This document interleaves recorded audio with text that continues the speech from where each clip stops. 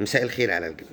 في البداية حابب أتقدم بخالص الشكر والتقدير لكل الناس اللي بتشوفنا وبتتابعنا أو حتى بتدعمنا ولو بأبسط الحاجات، سواء بلايك أو كومنت أو بشير أو باشتراك في القناة أو حتى على سبيل التعليق.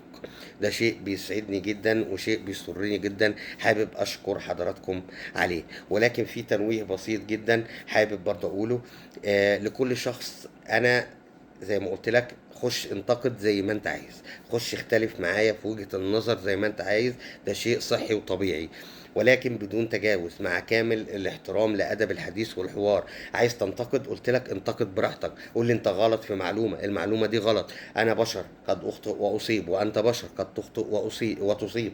مش كلنا هنقول كل حاجة صح 100%، ولا كلنا هنقول الحاجة الخطأ 100% برضو.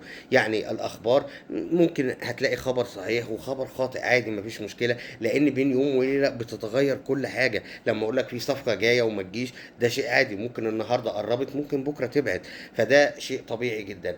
ولكن حتى مع كامل احترامي لانتمائك، انا قلت لك من البدايه دي قناه فئويه، انا راجل بنتمي للنادي الاهلي، بطلع ادافع عن اي خبر يخص النادي الاهلي او عن اي حاجه بتتقال في حق النادي الاهلي. ما تجيش تقول لي انت شاغل نفسك بنادي الزمالك، انت بتتكلم عن الزمالك اكتر ما بتتكلم عن الاهلي. ما انت واخد النادي الاهلي الارض الخصبه والماده الخام لكل اخبارك، اي حاجه بيبقى وراها النادي الاهلي. يعني انت عندك ازمات وبلاوي سودا ووقف قيد، كل ده بسبب النادي الاهلي.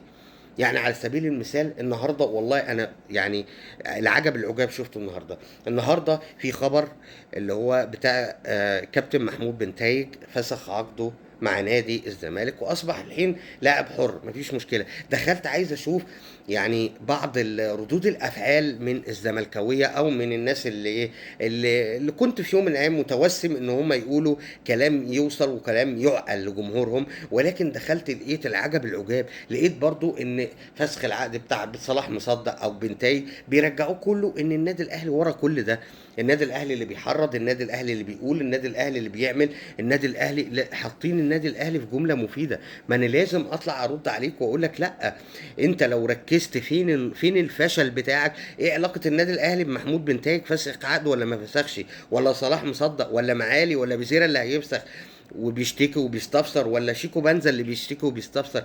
كل الناس دي ايه علاقه النادي الاهلي بيها؟ مالهم؟ ما تشوف مجلس ادارتك فين، وما تقوليش ارض اكتوبر، ارض اكتوبر دي موال تاني خالص هنجيله. ولكن ما تقوليش انت كان عندك يعني عندك مداخيل وعندك رعايه وعندك اشتراكات وعندك اعضاء وعندك عضويات، عندك حاجات كتيره بتدخلك فلوس. فما تقوليش اصل ارض اكتوبر سحبوها الدنيا باظت، لا. في ده مرتضى منصور كان بيجيب بال 15 20 صفقه عام حتى بعد تركي، مش ساعة ما كان حتى تركي بيساعد، لا، من بعد المستشار تركي كمان، لا، جاب صفقات وكان النادي ماشي. اه كان في فلوس وكان في مديونيات، بس ما كانتش بالطريقه ديت لدرجه ان كل اسبوع لاعب يفسخ عقده وترميها برضو على النادي الاهلي، لا مش كده خالص. على سبيل المثال لقيت يعني عندهم واحد، يعني ده المفروض بيفهم يعني ده الفخر بتاع نادي الزمالك، بيقول لك ايه؟ بيقول لك رؤساء اتحادات وقاده مع وزير الرياضه ومعالي رئيس الوزاره كانوا كلهم لعيبه في الزمالك. ودي جمله مكرره وبيعترف بيها الاهلاويه لحد دلوقتي، انا مش فاهم عايز يقول ايه. اكتر انديه العالم اللي تضم بين اعضاء مجلس ادارتها الحاصلين على شهاده الدكتوراه التي تعد اعلى مرتبه علميه، وقلت اكتر من 25 دكتوراه اداروا في الزمالك. يعني مفيش فشل اداري، طب الحمد لله كويس. وقام بقى ايه ناقل عن النادي الاهلي، اصل بتوع معهد التعاون وتجار الجبنه والزبادي مش اعظم ناس في البلد، ومحدش قال كده، ما قلناش ان احنا اعظم ناس في البلد، انت بنفسك اللي بتقول كده. ونكمل، بيقولك الزمالك مش عارف ايه في اخر 10 سنين صنع فرقه والتانيه والتالته، ولكن في للاسف مضطرين نسيبهم يرحلوا. والموضوع واضح، ازمات ماليه طوال 20 سنه، من التعيين والتدمير المفتعل وكل الحاجات اللي انتوا فاهمينها دي. طيب، انا عايز اقول لك، الاداره لما تيجي تتكلم عن حاجه زي دي ما تبص على اداره نادي الزمالك عمل ايه. اهي اداره مستقره بقالها معاك 3 سنين، هتقول لي اصل هي بتعالج في اخطاء الماضي. طيب النادي الاهلي ذنبه ايه؟ النادي الاهلي اللي جاب لك اللعيبه وتمشي، النادي الاهلي اللي وزن اللعيبه دي تروح ترفع عليك قضايا في الفيفا، النادي الاهلي اللي قال لهم، قال الفيفا بلغ الفيفا يوقف لك القيد. النادي الاهلي كل اللي بانه، كل واحد في بقه البانه اسمها النادي الاهلي، لازم تعلق فشلك. ارض اكتوبر اصل النادي الاهلي، ما تشوفوا النادي الاهلي في فرع. يا عم انت مالك ومال النادي الاهلي؟ ايه العلاقه؟ ايه العلاقه بان كل البلاوي السوداء دي عندك ومركز برضو مع الاهلي؟ الاهلي هيعمل لك ايه؟ هو النادي الاهلي هيعمل لك ايه؟ ويجي يقول لك بقى يتفلسف ويقوم رايح حاطط لك النادي الاهلي في جمله مفيده. دور البطولات، لو نادي الزمالك بيتظلم او نادي الزمالك بيتجامل كان على الاقل وصل لنص بطولات الاهلي. يا عم ايه العلاقه بين دي ودي؟ النادي الاهلي بيتجامل، النادي الاهلي بيتسهل له كل حاجه. يا عم ده ناجح، انا كمني ناجح. الناس بتيجي على، يعني هتيجي للفاشل وهتسيب الناجح؟ الرعايه والبث. يا عم هو انت مش قلت انا راجل عندي بسم الله ما شاء الله اعلى شعبيه في الخليج والوطن العربي وكل ده؟ يا عم ما بتجيبش ليه راعي كويس محترم؟ ايه المشكله ان انت تدور على راعي؟ ما تجيب راعي يا عم احسن من بتوع النادي الاهلي او احسن من كل انديه مصر. حد هيشك؟ حد هيشك؟ بيراميدز اهو يا عم، ما هو بيراميدز ده يعني برضو نادي مصري في النهايه. وفي الفترة الأخيرة شفنا الفترة الأخيرة بسم الله ما شاء الله نادي محقق نجاحات. يعني هي لو مشكلة مادية، لا بيراميدز عنده الماديات، عنده إدارة، عنده كل حاجة. إيه اللي ناقصك أنت؟ إيه اللي ناقصك؟ فلوس؟ دي مشكلتك. أنت جايب مجلس إدارة علشان يوفر لك الدعم المالي. البلاوي السوداء اللي عندك احنا ملناش علاقه بيها ولا الاهلي ليه علاقه بيها. ما تطلعوش بقى تطلعوا علينا تعملوا الطبقه المثقفه والطبقه العاليه والطبقه اللي فاهمه، وانتوا والله العظيم ما بتفهموا حاجه. لو ركزتوا في حل مشاكل ناديكم اكتر ما بتركزوا مع النادي الاهلي، والله في يوم من الايام هتنجحوا وتوصلوا وتعدوا الاهلي كمان. ولكن طول ما انتوا بالعقليه دي وبالدماغ دي، لا انا متوسم فيكم الخير ان انتوا هتظلوا محلك سر، هتمسحوه والله. هتمسح الكيان باقي، مش كل شويه الزمره والمثقفين والطبقه العليا والدكاتره واعظم ناس. ايوه اعظم ناس بينتموا لنادي مفلس. هي هتتقال كده مع كامل احترام النادي الزمالك. انت المفروض الناس دي تفتخر بانتمائها للزمالك مش العكس. الكيان باقي، الاشخاص دي راحلين مهما كان عظمتهم ومهما بلغت انجازاتهم وكل اللي عملوه، في النهايه الاشخاص راحله، الكيان هو اللي باقي. انت والدك هتلاقي توفى، جدك توفى، والكيان هو اللي باقي.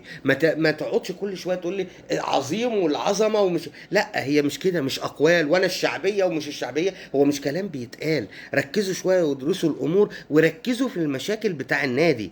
بلاش كل حاجه ترموها ان النادي الاهلي بيعمل. النادي الاهلي حرض بنتائج، يعني حرض معالي، حرض صلاح الدين مصدق، بزيره، شيكو بنزا، الناس دي كل ده جاي في الطريق. دي ازمات لسه هتفرتك بنادي الزمالك لو ما كنتوش واعيين للخطر اللي جاي. لا نادي الزمالك في مشكله كبيره جدا، وده مش مقام ولا يليق بنادي بحجم نادي الزمالك. ولكن انتوا اللي بتعملوا فيه كده، والله انتوا اللي بتصدروا للناس نظريه المظلوميه. مفيش راعي هيجي، انت واحد بتتقبل المظلوميه ومتبني نظريه المؤامره على طول. الراعي ده هيجي لك يقول لك ايه؟ الراعي ده بيحط فلوسه في مكان ناجح ومستقر، بيعمل بطولات، بيحقق انجازات، مش هيجي النادي كل ما يخسر التحكيم بس مش عارف ايه. يا عم التحكيم المصري ظلمك، انت في افريقيا عملت حاجه؟ لا برضو ما عملتش حاجه. طب ايه؟ الدنيا كلها عليك، الدنيا كلها عليك. انت في مصر بالتحكيم، الحكام المصريين كخه بيجوا عليك مدمرينك، مع ان 3/4 البطولات اللي خدها النادي الاهلي في دوري او كاس كانت كلها والله بحكام اجانب يعني. وتقدر تراجع التاريخ يا فخر القطيع ادام انت فاهم كده. يا ريت تعقلوا شويه وتركزوا وتفكروا في ازمات ناديكم، ملهاش علاقه خالص، ملهاش علاقه والله النادي الاهلي. نيجي لخبر معانا النهارده وهو قرعه منتخب مصر في كأس العالم. وطبعا زي ما احنا عارفين احنا هنتعادل مع بلجيكا وهنفوز على ايران وكده ماتش نيوزيلندا مضمون.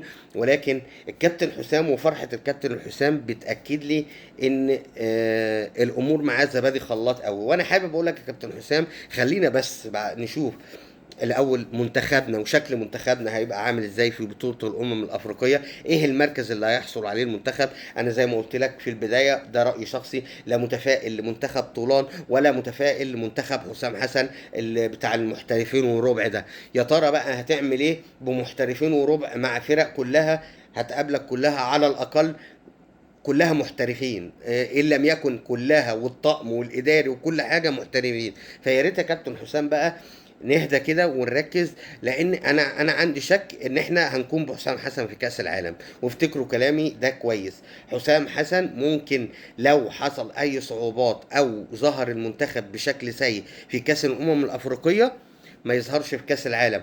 وده رايي الشخصي، ده رايي الشخصي. سلام عليكم.